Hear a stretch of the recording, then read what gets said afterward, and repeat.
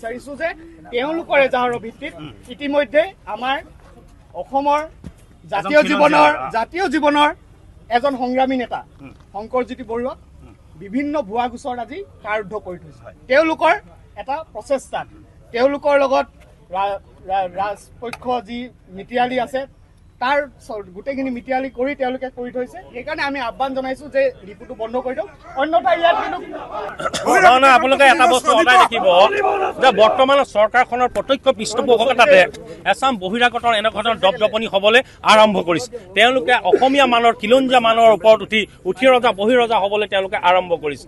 যিটো ঘটনা কেইদিনমান আগত দেখিছে, হয় সামাজিক জীৱনত কাম কৰা মানুহবিলাকক বৰ্তমানৰ চৰকাৰখনে ভয় শংকাৰে এই দৃষ্টিকটুভাৱে পুলিচক যেনেধৰণে আপোনালোকে ব্যৱহাৰ কৰিছে, প্ৰশাসন ব্যৱস্থাটোক তেওঁলোকে ব্যৱহাৰ কৰিছে, ঠেলাঠেলি কৰি হেণ্ডকাপ লগাই তেওঁলোকৰ মানসিকভাৱে তেওঁলোকৰ মনোবল হ্ৰাস কৰিবৰ কাৰণে যিটো গভীৰ ষড়যন্ত্ৰত লিপ্ত হৈছে তাক আমি একমুখে গৰিহণা দিছোঁ, তীব্ৰ হুংকাৰ ইয়াৰ পৰা প্ৰদান কৰিছোঁ আৰু আহিবলগীয়া সময়ত চৰকাৰখনে এনেকুৱা ধৰণৰ অপকৰ্মৰ পৰা বিৰত থাকিবৰ কাৰণে আমি আহ্বান জনাইছোঁ। এতিয়া কথাটো হৈছে যে যোৱা সময়ছোৱাত আপোনালোকে দেখিব বীৰ লাচিতৰ বহুবিলাক সংগ্ৰামী সতীৰ্থ যেতিয়া সামাজিক জীৱনৰ কাৰণে কাম কৰে, জাতীয় জীৱনৰ কাৰণে যেতিয়া কাম কৰিবলৈ অগ্ৰসৰ হয়, তেতিয়া একেই আমাৰ মানসিকভাৱে আমাক ধ্বংস কৰিবৰ কাৰণে, আমাৰ মনোবল হ্ৰাস কৰিবৰ কাৰণে এনেকুৱা ধৰণৰ ঘটনাবিলাক হৈ আছে। আৰু সেইকাৰণে মই ভাবোঁ তেতিয়া বহুবিলাক দল সংগঠন আছে, তেওঁলোকে এই কথাখিনি এটা নীৰৱ নিস্তব্ধ ভূমিকা তেওঁলোকে অৱলম্বন কৰিছে।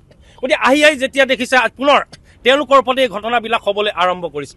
সেইকাৰণে সময় থাকোঁতে প্ৰত্যেকটো জাতীয় দল সংগঠনে অসমৰ বৃহত্তৰ স্বাৰ্থৰ খাতিৰত অসমীয়া মানুহৰ স্বাভিমান সহকাৰে অসমীয়া মানুহৰ আত্মপ্ৰতিষ্ঠাৰ সংগ্ৰামখন যাতে অধিক শক্তিশালীৰ ওপৰত আমি আগবঢ়াই লৈ যাব পাৰোঁ, তাৰ কাৰণে ঐক্যবদ্ধ হৈ সংঘবদ্ধভাৱে অন্যায় অবিচাৰৰ বিৰুদ্ধে ঐক্যবদ্ধভাৱে মাত মাতিবৰ কাৰণে সকলোকে আহ্বান জনাইছোঁ। আৰু এটা স্পষ্ট বাৰ্তা আমি ইয়াত দিব বিচাৰিছোঁ, এইখন অসম উত্তৰাধিকাৰী সূত্ৰে পোৱা আমাৰ অসম, ইয়াত আমাৰ খিলঞ্জীয়া মানৰ দপদপনি আধিপত্যবাদ ইয়াত প্ৰতিষ্ঠা হ'বই লাগিব। ভৱিষ্যতলৈকে ৰাজনৈতিক ক্ষেত্ৰখন আমি এটা নিৰ্ণায়ক ভূমিকা থকাৰ পৰিৱেশ আৰু পৃষ্ঠভূমি আমি ৰচনা কৰিব পাৰিব লাগিব। গতিকে সময়ে যদি আহি কোনোবাই আমাক ৰঙা চকু দেখুৱায়, আমাৰ ভাষা কৃষ্টি সংস্কৃতিৰ প্ৰতি যদি কোনোবাই সাংঘাতিক ধৰণে প্ৰত্যাহ্বানৰ সৃষ্টি কৰে বা আমাৰ নিজ অধিকাৰৰ কাৰণে আমি যেতিয়া মাত মাতিব বিচাৰোঁ, কোনোবাই যদি আমাৰ এই সংগ্ৰামখনক মকিমূল কৰিবৰ কাৰণে চেষ্টা কৰে, তেতিয়া তাৰ বিৰুদ্ধে এটা প্ৰতিবাদ সাব্যস্ত হ'ব। এতিয়া প্ৰশ্ন হৈছে যে এই বীৰেন সিং বোলা মানুহটো ক'ৰ হয়, অসমৰ জাতীয় সমাজ জীৱনৰ কাৰণে তেওঁৰ ভূমিকা কি আছে? এই মাটিডোখৰ এই যে য'ত আছে অলপ আগতে সি আমাৰ প্ৰিয় শৰ্মা বুলি যিজন SP আছিল, তেওঁৰ নেতৃত্বত অসম আন্দোলনৰ সময়ত ইয়াত মানুহ শ্বহীদ হৈছিল। গতিকে এই মাটিডোখৰ অসম যিখন অইল ইণ্ডিয়াৰ মাটি, ইয়াত অসমীয়া মানুহৰ বেপাৰ বাণিজ্য নহয়, কোনোবা বাহিৰৰ মানুহ এটাই যদি ইয়াত বেপাৰ বাণিজ্য কৰে নিশ্চিতভাৱে খিলঞ্জীয়া মানুহৰ ক্ষোভ আৰু অসন্তুষ্টি ইয়াত থাকিবই। তাৰ লগে লগে ইয়াত কেৱল যে বীৰেন সিঙক কেনেধৰণে ইয়াত পালে, কাৰ পৃষ্ঠপোষকতাত, কাৰ দালালিৰ কাৰণে ইয়াত এনেধৰণৰ লিজত পাবৰ কাৰণে তেওঁলোকৰ সন্মত হ'ল, ইও আজিৰ তাৰিখত এটা প্ৰশ্নবোধক। গতিকে আৰু এটা কথা আমি চাব লাগিব, অইল ইণ্ডিয়া যে এনেধৰণে এওঁলোকক যে লিজত দিছে, আহিবলগীয়া খিলঞ্জীয়া মানুহক ইয়াত থকা বিভিন্ন বেলেগ বেলেগ অইল ইণ্ডিয়াৰ মাটি আছে, সেই জেগাবিলাকত খিলঞ্জীয়া মানুহক বেপাৰ বাণিজ্য কৰিবৰ কাৰণে আমি আৰ্থিক এটা স্বাৱলম্বী এটা বাট লৈ যাবৰ কাৰণে তেওঁলোকে আমাক দিবনে নিদিব, এইটো এটা কিন্তু ডাঙৰ প্ৰশ্ন। সেইকাৰণে সেইটো কথা আমি স্পষ্টীকৰণ বিচাৰিছোঁ। আহিবলগীয়া এই সংগ্ৰামখন অধিক গতিশীল ৰূপত আমি লৈ যাবৰ কাৰণে আমি চেষ্টা কৰিম। আৰু আজি আমি এখন স্মাৰক পত্ৰ প্ৰদান কৰিম এই গোটেই বিষয়খিনিক লৈ।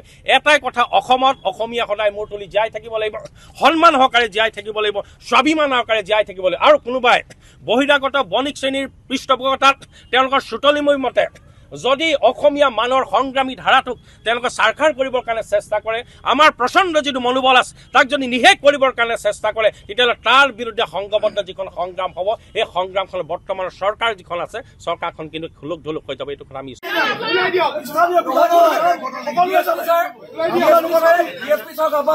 ৰক্ষণাবেক্ষণ দিছে নেকি? আপোনালোকে খোলা খুলি কথা কৈ দিব।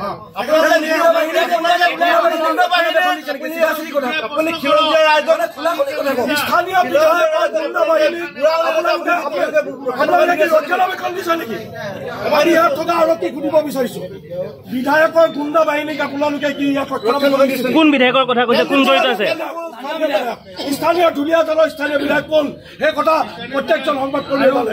আৰু এটা কথা আমি স্পষ্টকৈ ক'ব বিচাৰিছোঁ যে যেতিয়া অসম পুলিচৰ প্ৰতি যেতিয়া আক্ৰমণৰ ভাবুকি কোনোবাই কঢ়িয়াই আনে, তেতিয়াও বীৰ লাচিতে নাই কিন্তু অসম পুলিচৰ পক্ষত থাকে। কিন্তু আজি আমি দেখিব পাইছোঁ যে বিধায়কৰ মানুহ হোৱাৰ কাৰণে আজি ধুনীয়াকৈ DSP ছাৰ ভিতৰত বহি আছে, আৰু বিধায়কৰ মানুহকেইজন ভিতৰত বহি কিনে আজি তেওঁলোকক ৰক্ষণাবেক্ষণ দিছে। কিন্তু অসম পুলিচে জনা উচিত,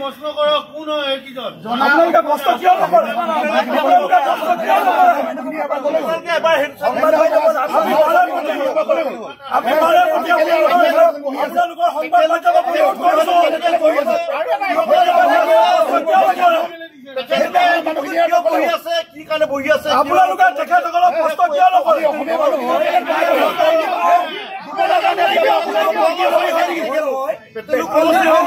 পেট্ৰল ডিপোৰ স্বত্বাধিকাৰীৰ লগত এইসকল ব্যক্তিৰ সম্পৰ্ক কি? তেওঁলোকে আপোনালোকক আহ্বান জনাইছো।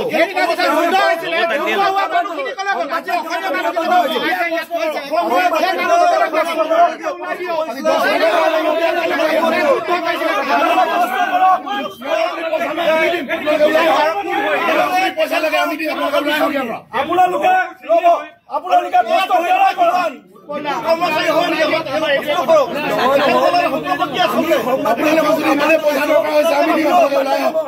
আপোনালোকে প্ৰশ্ন কৰক যে এইকেইজন প্ৰধান বৰপুখনৰ লগত এইকেইজন প্ৰধান বৰপুখন এই অনা অসমীয়া তেল ডিপোৰ স্বত্বাধিকাৰীজনৰ লগত সম্পৰ্ক কি আছে?